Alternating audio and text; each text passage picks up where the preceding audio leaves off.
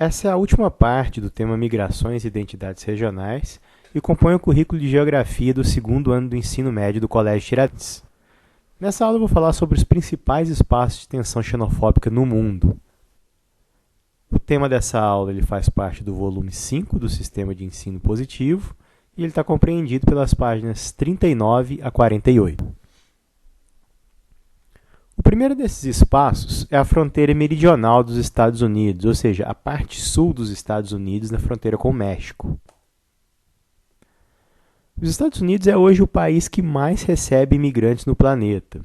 A estimativa é de que haja cerca de 1 milhão de imigrantes por ano ingressando no país através principalmente da fronteira mexicana, sendo que grande parte desses imigrantes ingressam no território de forma ilegal. Com isso, esse movimento se constitui um dos maiores movimentos migratórios da atualidade, sendo que a maioria desses migrantes se concentra nos estados fronteiriços, ao longo da fronteira com o México. Esse mapa gráfico mostra bem a localização desses migrantes. Se a gente observar, principalmente, a origem, ou seja, o percentual de origem dessa migração. Então, nesses tons de rosa, a gente tem a população migrante de países da América Latina. E aqui embaixo, o percentual, ou seja, mais de 5% de imigrantes vindos de países da América Latina nesse tom de rosa. E se a gente observar onde eles estão localizados, a gente consegue perceber que a concentração é muito maior nesses estados fronteiriços. Em alguns estados, à medida que essa população começa a se interiorizar, e também uma outra situação que é no estado da Flórida, que já não só mexicanos, mas também imigrantes da América Central, inclusive Cuba. Então, nessa fronteira, a estimativa é de que 11,5 milhões de imigrantes ilegais, sendo que 59% deles são mexicanos, já vivem nos Estados Unidos, sendo que são dados de 2011. Isso implica importantes consequências tanto demográficas, ou seja, na estrutura da população, quanto culturais. Então, algumas características que se consegue observar claramente nessas regiões.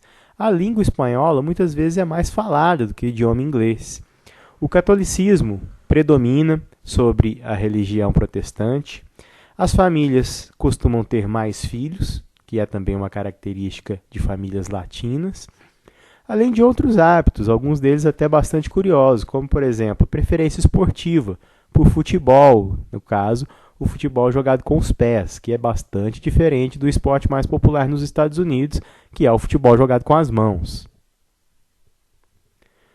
E esses cidadãos legalizados, quando eles conseguem cumprir os requisitos para legalizar a sua situação no país, muitas vezes eles compõem um grupo que passa a ser de grande influência, já que eles passam a constituir grupos formais, legalizados e com bastante influência tanto econômica como muitas vezes políticas, capazes até de eleger determinados candidatos a determinados postos. Essa é uma imagem que mostra uma característica cultural. Então, esse é um bairro da cidade de São Francisco, na Califórnia, um bairro de grande influência mexicana, não só nas características físicas das pessoas, mas também em características culturais, como, por exemplo, a arte e a culinária.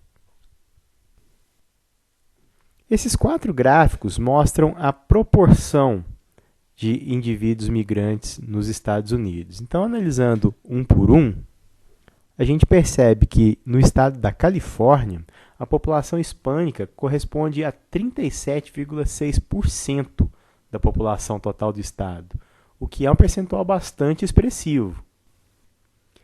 No Novo México, esse percentual é maior ainda, ele chega a 45% da população, ou seja, quase a metade da população do estado do Novo México é constituída por hispânicos. No Arizona, esse percentual chega a 29,6% e no Texas a 32%.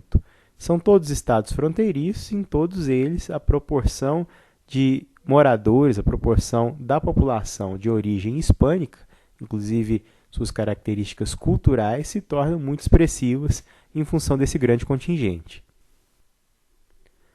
No México, isso também proporciona um certo impacto. Primeiramente, o impacto econômico, já que 1/5 da população mexicana atualmente vive nos Estados Unidos, o que demanda grande necessidade na taxa de determinadas funções no mercado de trabalho.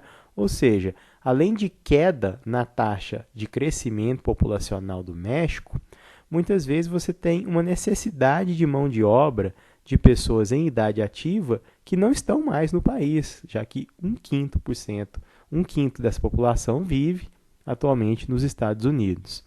Além disso, em cidades fronteiriças, você tem um problema muito sério, muito grave com relação ao crime organizado.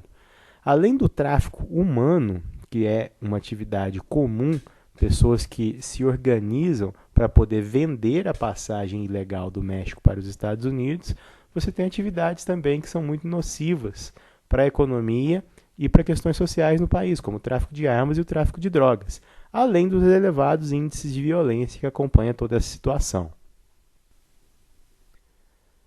Com isso, na fronteira dos Estados Unidos, os hispânicos são o principal alvo de episódios de xenofobia verificados nos Estados Unidos. Só que esses atos não se restringem ao sul do país, onde essa população é mais representativa. Eles também ocorrem em outras regiões porque essa população ela é amplamente distribuída. Então, como ela é associada a determinadas causas e consequências de problemas que ocorrem nos Estados Unidos, a hostilidade não ocorre somente nos estados onde a proporção delas é maior. Isso proporciona muitas vezes ataque contra outras minorias praticados por determinados grupos, como, por exemplo, grupos organizados de skinheads. E, como eu disse, não abrange somente os povos hispânicos, mas também afrodescendentes, chineses, outros asiáticos, árabes, judeus e outros latinos, muitas vezes até brasileiros, são envolvidos em situações desse tipo. E esse discurso extremista, muitas vezes é um discurso institucionalizado, já que algumas organizações, tanto organizações da sociedade civil quanto organizações políticas, como partidos políticos, passam a associar os problemas sociais e econômicos que ocorrem e que podem vir a ocorrer a essa imigração, principalmente a imigração ilegal. Com isso, muitas milícias armadas são patrocinadas, entre aspas, por empresários locais que visam proteger principalmente a sua área de atuação. A estimativa é de mais de 500 mortes por ano em tentativas de transpor a fronteira e nas medidas seguintes pensando em estabelecimento dessas pessoas. E daí veio essa situação que atualmente tem sido bastante divulgada, que é a questão dos muros de contenção. Muros construídos pelos Estados Unidos ao longo da fronteira mexicana, visando impedir ou dificultar a transposição da fronteira por mexicanos e outros imigrantes ilegais. Essa é uma imagem que mostra um segmento, um setor desse muro, no caso visto da parte mexicana, e ressaltando também que é uma obra de grande porte que implica em altos custos econômicos. A fronteira dos Estados Unidos com o México ela é maior do que 3.000 quilômetros e cerca de 1.500 quilômetros já estão cercados ou em fase de construção. Então, quer dizer, é uma obra de grande extensão e que vai demandar um tempo muito longo para que seja finalizada e também para questões de manutenção. A política recente para propiciar a cidadania e estabelecimento desses imigrantes ela tem passado por alguns critérios, visando legalizar, estabelecer essa migração. Então, algumas vezes são criados alguns critérios controversos, mas, na maioria das vezes, aceitos pelos imigrantes, como, por exemplo, estudantes de ciências exatas teriam prioridade na imigração e legalização de sua situação, filhos de imigrantes. Além disso, o imigrante ele tem que apresentar domínio comprovado da língua inglesa, não pode ter antecedentes criminais e ele tem que concordar em recolher impostos relativos ao tempo em que ele permaneceu no país em estado ilegal. Ainda assim, com bastante crítica veemente, principalmente a essa questão de flexibilizar algumas características, alguns partidos e alguns grupos políticos têm oferecido importante oposição à aprovação de legislações sobre o tema. inclusive ameaçando, de certa forma, política, social e algumas vezes ressaltando características econômicas para exacerbar, para exaltar a questão da xenofobia e ganhar apoio público e, consequentemente, apoio político. Um outro espaço de tensão é a Europa Ocidental. Esse espaço foi considerado um espaço de atração desde o fim da Segunda Guerra. Só que, a partir da consolidação da União Europeia e da zona do euro, isso passou a ser um atrativo a mais. Quer dizer, a estabilização da economia europeia e a difusão do mercado do euro passou a ser um atrativo para grandes empresas que passaram a gerar emprego e que passaram a demandar mão de obra. Para isso, alguns países receberam determinados imigrantes e, durante um grande período de tempo, eles começaram a aceitar essa mão de obra e hoje constituem um dos principais espaços de abrigo de imigrantes estrangeiros, como, por exemplo, Alemanha, França, Reino Unido, Itália e Espanha, como os países de maiores contingentes. Porém, isso tem uma complexidade, já que muitos desses países já enfrentam problemas demográficos, inclusive sofrendo impactos na economia e na previdência, pensando principalmente que essa situação é mais grave se associada ao envelhecimento da população. Exatamente por isso, a imigração seria uma alternativa, já que seria uma mão de obra que viria para o país para poder manter as condições de impostos e manter uma idade da população ativa na economia, além de contribuição para manter essa população mais idosa ao longo do tempo. Só que existe uma questão fundamental. Essa mão de obra imigrante, como incremento à força de trabalho, muitas vezes ela não oferece o tipo de qualificação que aquele país demanda naquele momento. A ONU, em 2001, fez uma estimativa de que 160 milhões de imigrantes em idade ativa até 2025 seriam necessários para evitar o colapso do sistema previdenciário nesses países. Mas como coordenar politicamente essa questão e evitar ações de xenofobia? Já que, como eu ressaltei anteriormente, o número de trabalhadores ilegais sem qualificação é maior do que o número de trabalhadores qualificados necessários para manter essa economia em condições adequadas.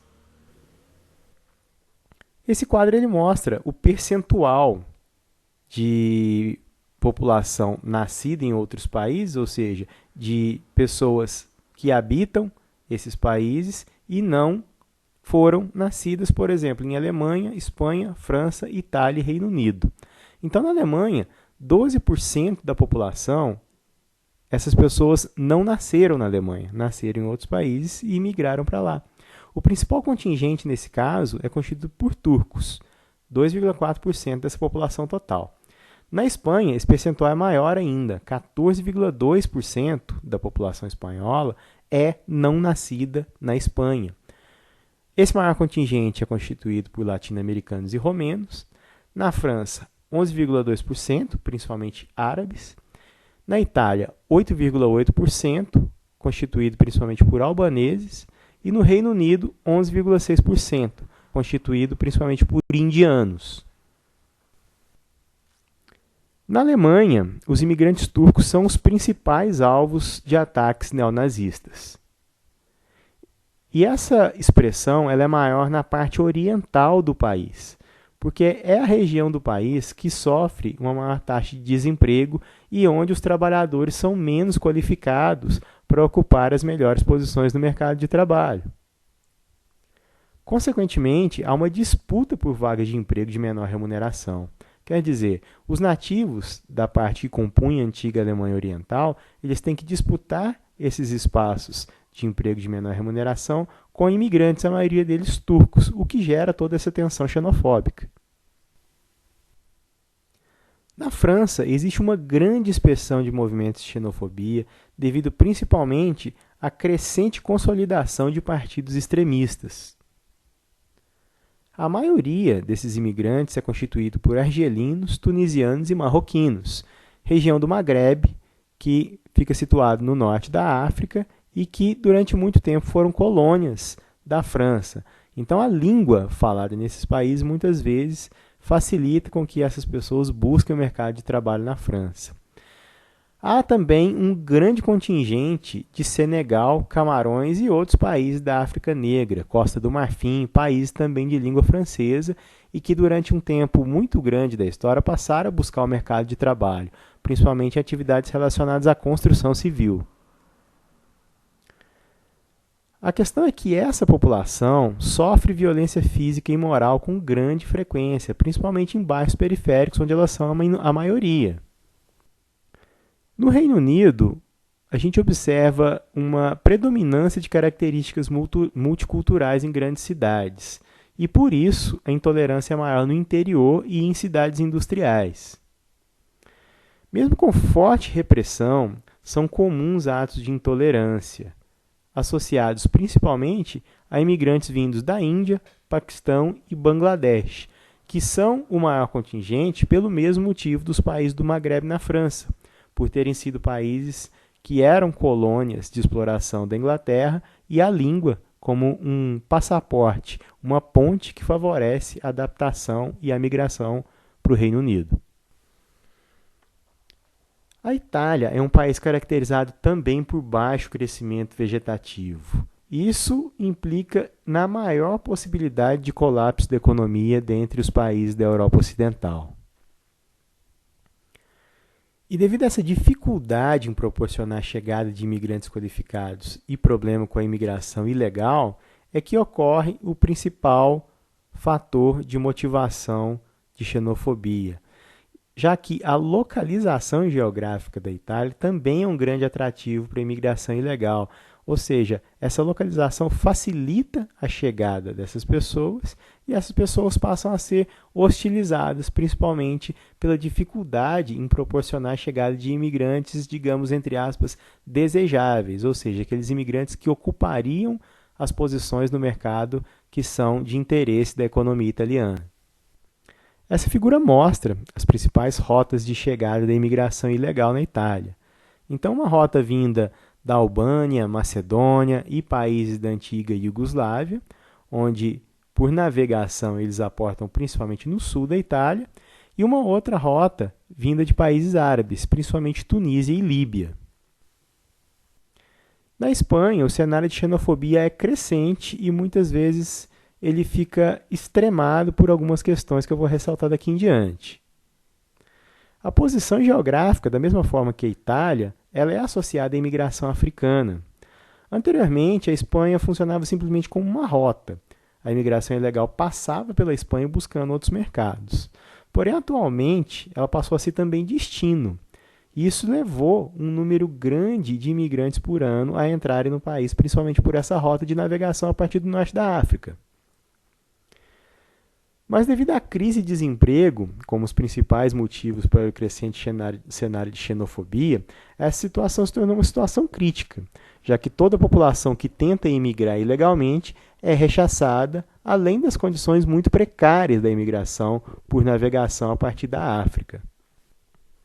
Então essas imagens mostram a distância entre a região da Espanha e a região do norte da África, que corresponde a essa transição aqui. Então, aqui a gente tem a Espanha e a extremidade da África. Essa região ela é chamada de Estreito de Gibraltar, por ser uma posição de estreitamento entre o Oceano Atlântico e o Mar Mediterrâneo. Na posição mais estreita, essa distância é de apenas 13 quilômetros, o que favorece os riscos para uma navegação clandestina, feita principalmente à noite, e quando essas embarcações são sujeitas a mau tempo, é comum que se veja em noticiários, tanto na Espanha quanto na Itália, algumas cenas trágicas de naufrágios dessas grandes embarcações superlotadas e carregadas por imigrantes ilegais. Essa cena mostra exatamente migrantes da África tentando aportar na Espanha, mas elas já tinham sido abordadas e apreendidas pela polícia de fronteira. Muitas vezes essas pessoas são presas. Interessante a gente observar que muitas vezes isso não é uma realidade distante da gente. Então, eu queria muito que vocês se atentassem para o quadro das páginas 46 e 47, que é um texto jornalístico sobre a xenofobia contra brasileiros na Península Ibérica. Então, são situações vividas por brasileiros em Portugal e na Espanha, de caráter exclusivamente xenofóbico, em função de serem pessoas de outros países e que, de certa forma, são vistas como uma ameaça para determinados postos de trabalho. Outros espaços de tensão xenofóbica no mundo, ressaltados principalmente por dois países onde isso tem acontecido de forma mais recente, é o Japão, onde até a Segunda Guerra Mundial era um espaço exclusivamente de repulsão, mas devido à necessidade de reconstrução do país após a Segunda Guerra e à rápida recuperação econômica, principalmente a partir do setor industrial, o Japão passou a demandar e aceitar uma carga maior de imigrantes para suprir esses postos de trabalho e acelerar o crescimento da economia. Os coreanos, até a década de 1970, eram o principal contingente. Posteriormente passaram a chegar filipinos, tailandeses e brasileiros, chamados de decassegues, já que a maioria desses brasileiros são descendentes de antigos emigrantes japoneses que vieram para o Brasil no início do século XX. No entanto, muitos desses imigrantes passam por uma situação de difícil adaptação no Japão. Primeiro, a partir do trabalho árduo, já que a jornada de trabalho no Japão muitas vezes supera as 10 horas de trabalho diário. Além disso, existe uma recepção hostil com relação aos descendentes de imigrantes, justamente porque existe a visão de que esses migrantes que deixaram o Japão numa época de período desfavorável economicamente, eles teriam abandonado o país. Então, agora, os seus descendentes retornando ao país para buscar melhores condições é um movimento, uma intencionalidade não vista como receptiva. Então, muitas vezes, esses descendentes de imigrantes passam por situações hostis em função das atitudes dos seus próprios antepassados. Uma outra questão bastante relevante é a falta de espaço físico, já que cerca de 30% do país somente é propício para habitações, já que é um país constituído por ilhas e a maior parte do país, ou seja, 70%, é de região montanhosa. Além disso, a grande população do país, cerca de 130 milhões de habitantes, dificulta, muitas vezes, a inserção dessas pessoas dentro de uma estrutura populacional adequada. E é sempre bom ressaltar que existem tensões com diferentes grupos, porém as principais tensões são motivadas por motivos históricos. E, justamente, os motivos históricos estão relacionados aos coreanos, que justamente é a maior comunidade estrangeira no Japão. Um outro espaço é a Austrália, onde há poucos anos praticava políticas de imigração, ou seja, era um espaço de atração e essas políticas eram praticadas constantemente. Porém, o desemprego forçou a adoção de determinadas restrições, buscando ajustar o mercado de trabalho para favorecer a própria população de australianos. Então, a Austrália, que até pouco tempo era um espaço de atração, ela passou a ser principalmente um espaço de repulsão, exatamente a partir de movimentos de xenofobia, principalmente contra esse maior contingente de imigrantes, que, nesse caso, é constituído principalmente por indonésios, que, muitas vezes, como naqueles casos de Europa, como Itália e Espanha, ocorre de forma ilegal e a entrada desses imigrantes é feita através de navegação.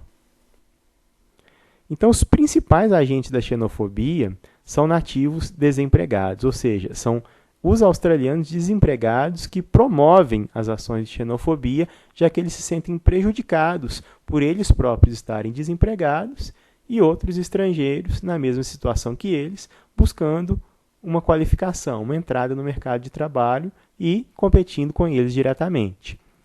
Então, o foco dessas ações são principalmente indonésios, que é o maior contingente, indianos, tailandeses, vietnamitas, filipinos, mas também brasileiros, já que uma quantidade considerável de brasileiros emigrou para a Austrália nos últimos anos, que eram pessoas principalmente com curso superior, pessoas qualificadas, e que buscaram recentemente inserção no mercado de trabalho e, até certo ponto, tinham sido bem aceitos. Então, para finalizar essa questão, eu gostaria que vocês fizessem as atividades da seção Hora de Estudo, da página 48, e respondam as questões 1, 2 e 3 que são propostas nessa seção. Com isso, a gente encerra essa parte do conteúdo. Vocês podem conferir essas informações nas páginas 39 a 48. Respondam as atividades, que um próximo conteúdo vai ser iniciado na aula seguinte.